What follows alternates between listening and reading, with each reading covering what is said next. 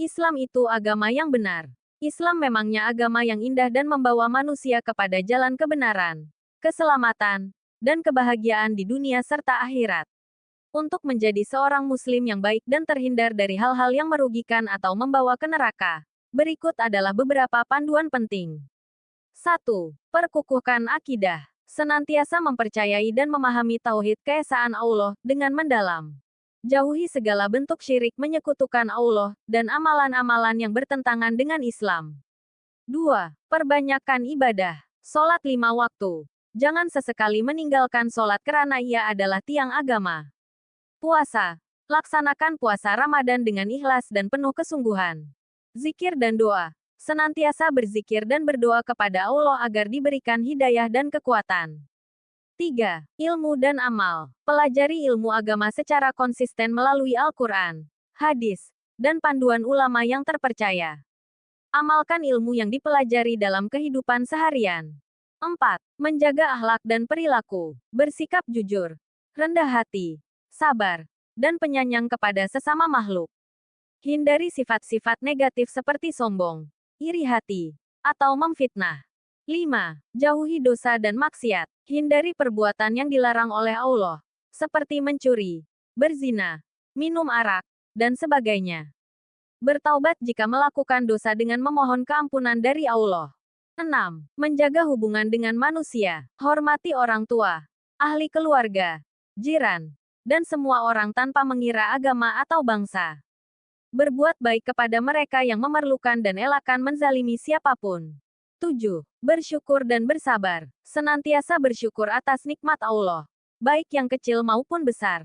Bersabar menghadapi ujian hidup karena ujian adalah tanda kasih sayang Allah. 8. Berdakwah dan memberi contoh baik. Sebarkan kebaikan dengan cara yang hikmah, bijaksana, dan lemah lembut. Jadilah contoh teladan bagi orang lain melalui akhlak dan perilaku yang mulia. 9. Memperbanyak amal jariah. Bersedekah, membantu mereka yang memerlukan, dan menyumbang kepada pembangunan masyarakat. Ingatlah bahwa amal jariah akan terus memberikan pahala walaupun setelah kita meninggal dunia. 10. Berdoa untuk keselamatan dunia dan akhirat. Senantiasa berdoa agar Allah melindungi kita daripada api neraka dan memberikan hidayah untuk terus berada di jalan yang lurus. Semoga kita semua diberikan kekuatan untuk menjadi hamba yang dicintai Allah dan dipermudahkan jalan menuju surga. Wallahu a'lam. Al-Furqan dan kandungannya. Min qablu hudal linasi wa anzalal furqan. Innal lazina kafaru bi ayatillahi lahum azabun sadid. Walahu azizun zuntikum. Sebelumnya, sebagai petunjuk bagi manusia, dan Dia menurunkan Al-Furqan. Sungguh, orang-orang yang ingkar terhadap ayat-ayat Allah akan memperoleh azab yang berat. Allah Maha Perkasa lagi mempunyai hukuman. Dia menurunkan kitab Al-Quran secara berangsur-angsur kepadamu, wahai Nabi Muhammad, yang mengandung kebenaran dan dalam keadaan hak, baik kandungan, cara menurunkan, yang membawanya turun, maupun yang menerimanya.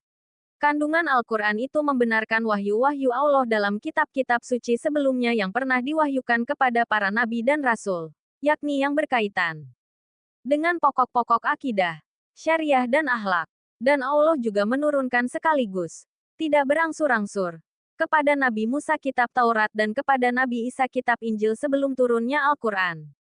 Ketiga kitab suci tersebut berfungsi sebagai petunjuk bagi manusia.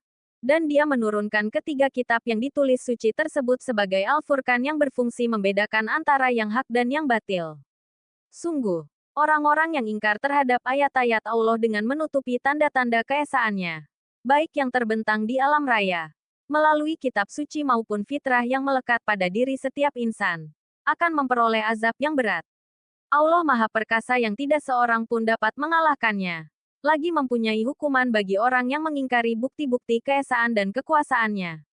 Sebelum Al-Quran diturunkan, Taurat dan Injil menjadi petunjuk bagi manusia, dan kemudian diturunkanlah Al-Furqan yaitu Al-Quran, kitab yang dapat membedakan antara yang benar dengan yang salah.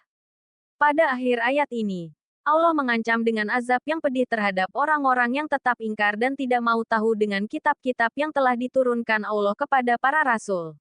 Orang-orang yang tidak mau menggunakan akal pikirannya untuk membedakan antara kepercayaan yang benar dengan yang salah.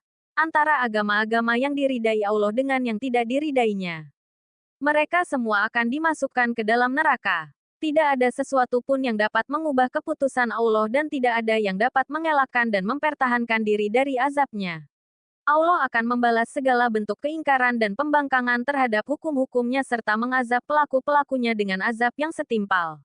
Sumber: kemenak.go.id